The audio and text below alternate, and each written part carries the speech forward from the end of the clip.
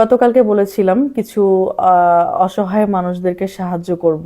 তো আমি আসলে আহ, কিছু আপু এবং ভাইয়াদের নাম কালেক্ট করেছি যাদেরকে আমি দিব, কারণ তাদের সাথে কথা বলে আমার কাছে বিশ্বস্ত মনে হয়েছে। তো তাদেরকে আসলে দেওয়া যায়, আমি সবকিছু যাচাই করেছি। তারপরেও তারা যদি আমাকে ঠকায় সেটা সম্পূর্ণই তাদের ব্যক্তিগত ব্যাপার। তাদের মধ্যে একজন আছে হচ্ছে সোমা, একজন আছে হচ্ছে রফিক, একজন আছে হচ্ছে লামিয়া, আরেকজন আরেকজন আছে হচ্ছে সাদিয়া, আরেকজন আছে হচ্ছে ফরিদা।